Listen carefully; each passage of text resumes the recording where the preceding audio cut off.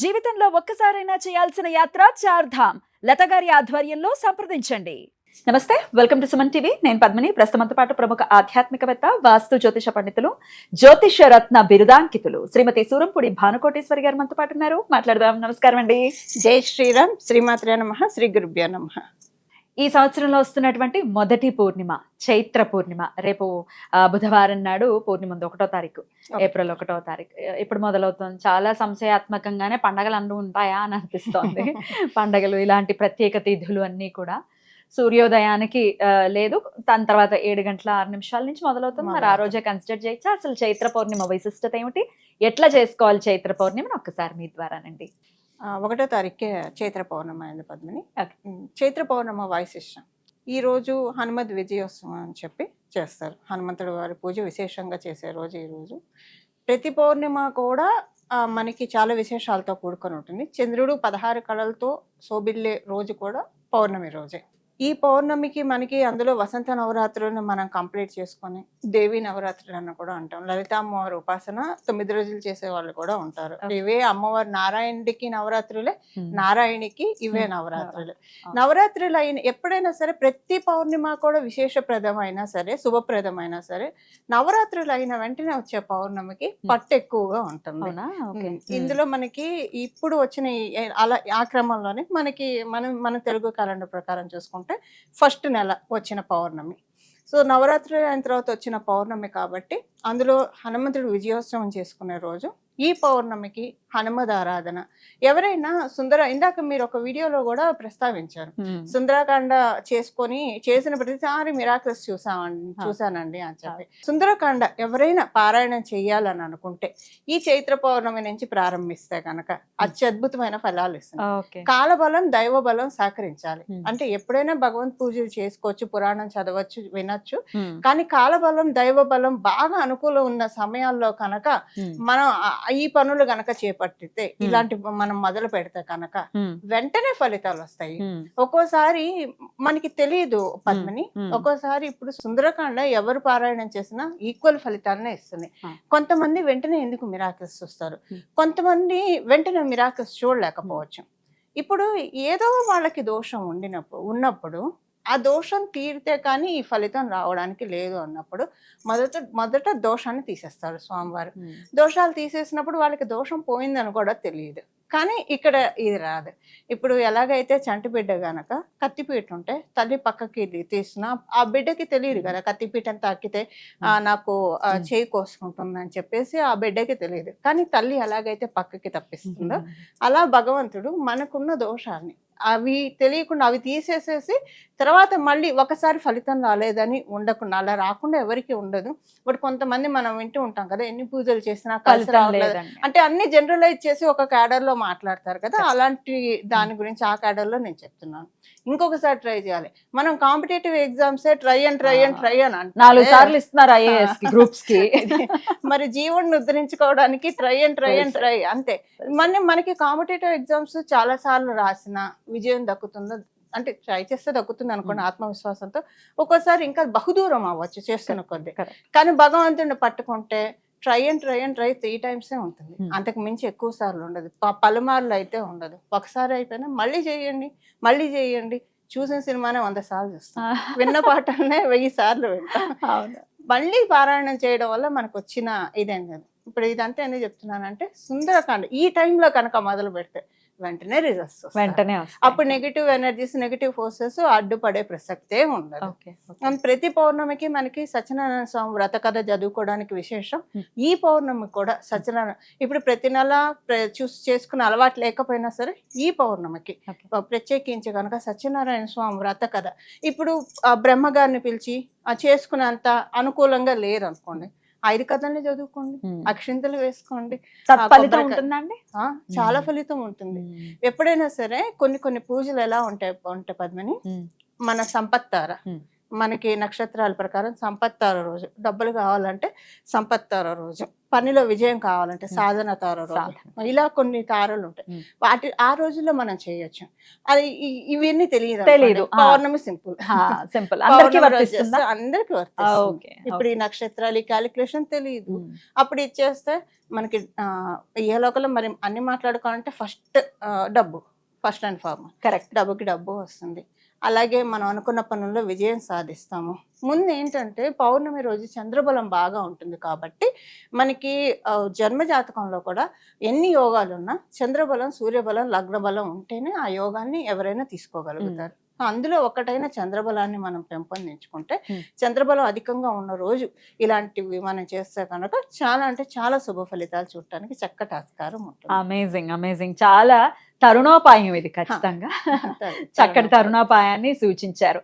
మరి ఎట్లాంటి పారాయణ ఎలా చేయాలి అని అంటే వినడం, ఇప్పుడు యూట్యూబ్ లో సప్తాహ పారాయణాలు కూడా ఉన్నాయి, అది కూడా వినొచ్చు. ఈ రోజు నుంచి మొదలు పెట్టుకొని నియమబద్ధంగా 7 రోజులు వినొచ్చు. విన్నా కూడా ఎలాంటి ఫలితం ఎప్పుడు మనకి కలియుగంలో అన్ని సులభోపాయాలే. అందుకే మనకి ఒక పురాణంలో ఉన్న విషయం ఏంటంటే కలియుగం వస్తుందంటే నారద మహర్షి చక్కగా నృత్యం చేస్తుంటే మహర్షులు ఆయన దగ్గరికి వెళ్ళి ఎందుకు నృత్యం చేస్తున్నావు అంటే కలికాలం వస్తుంది, కలియుగం వస్తుంది.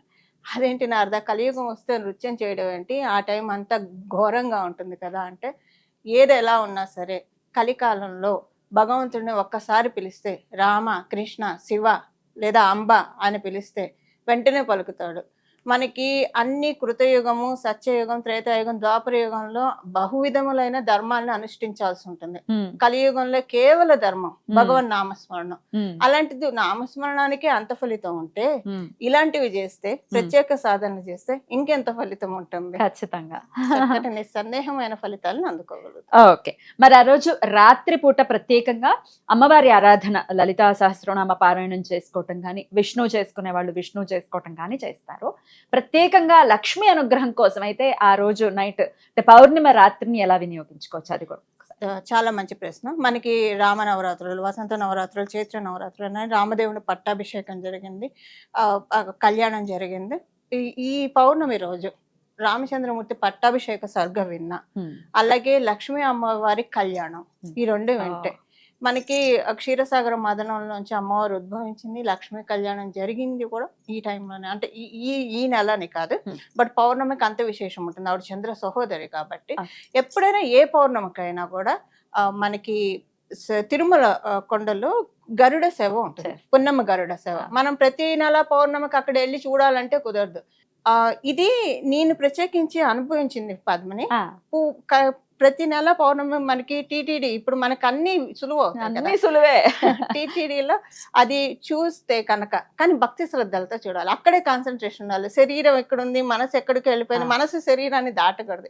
రా అని ఇక్కడే కూర్చోబెట్టి వింటే కనుక 3 పౌర్ణములన్నా విని చూడండి. వినడం కదా సారీ, చూడండి.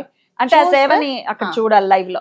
గరుత్మంతుడు ఏం చేస్తాడు, పాముల్ని తింటాడు కదా. అంటే పాముల్లో కూడా దేవతా సర్పాలు ఉంటాయి.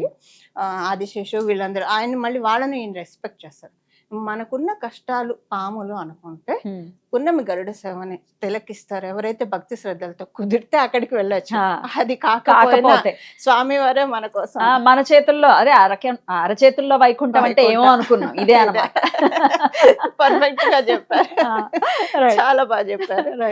అది అలాగా చూస్తే కనుక మనకున్న కష్టాన్ని ఆయన తినేస్తాడు. ఆయన తినేసి అసలు 3 పౌర్ణములు వరుసగా అసలు ఒక్క పౌర్ణమికి చూస్తేనే ఫలితం ఎక్కువగా ఉంటుంది. అలాంటిది 3 పౌర్ణములు గనక వీక్షిస్తే ఎలాంటి ఫలితం ఉంటుందంటే వివాహం కాని వాళ్ళకి వివాహం అవుతుంది, సంతానం కలగని వాళ్ళకి సంతానం కలుగుతుంది, ఉద్యోగంలో అభివృద్ధి కోరిక, ఇంక ఇది అది అని కాదు. మనుషులు అంటే కోరికలు అనేకం, కానీ 100,000,000 దరిద్రాలకి అనంత కోటి ఉపాయాలు. ఇది అనంత కోటి ఉపాయాలన్నీ ఒక్క దాంట్లో పెట్టాలంటే చైత్ర పౌర్ణమి. ఎంత బాగా చెప్పారండి. సో ఖచ్చితంగా వినియోగించుకోవాలి. ఇది చూడటం కనులార సాయంత్రం పూట వస్తుంది. సాయంత్రం పూట వస్తుందండి. 7 కల్లా స్టార్ట్ 7 కి మొదలవుతుంది. ఎంతసేపు ఉంటుందండి? ఒక గంట సేపు. ఎక్కువ టైం కూడా పట్టదు. అది చక్కగా. చూస్తే గనక మాడవీధుల్లో జరుగుతుంది కదా మాడ ఉత్సవం. వీధుల్లో జరుగుతుంది. ఉత్సవం. చాలా బాగుంటుంది అసలు, అంగరంగ వైభవంగా జరుగుతుంది. జరుగుతుంది. కలియుగ ప్రత్యక్ష దైవం కదా, ప్రత్యక్ష నారాయణ. అలాగే మనకి చైత్ర నవరాత్రులు అయ్యాయి కాబట్టి అమ్మవారిని లలితా సహస్రనామం ఎప్పుడైనా సరే ప్రతిరోజు సాయంత్రం పూట లలితా సహస్రనామం చదివి, దేవి ఖడ్గమాల చదివి, చంద్రశేఖర అష్టకం చదువుకుంటే ఇంట్యూషన్ ఒకటి డెవలప్ అవుతుంది. చాలా ఇంట్యూషన్ డెవలప్ అవుతుంది. మనం ఎవరి గురించి అన్నా అనుకుంటే, అంటే జనరల్ గా మనం వింటాం కదా, ఎవరి గురించి అన్నా అనుకుంటే 100 ఏళ్ళు వచ్చారని. అది ఏదైనా అవుతుంది, ఉత్తమ మనుషులే కాదు, అది అన్నిసార్లు అవ్వదు కదా, ఎప్పుడో ఒకసారి అవుతుంది. ఎవరి గురించి అన్నా అనుకుంటే నీకు 100 ఏళ్ళు వాళ్ళు వస్తాను అనుకుంటాం, కానీ ప్రతిదీ ఇంట్యూషన్ డెవలప్ అవుతుంది.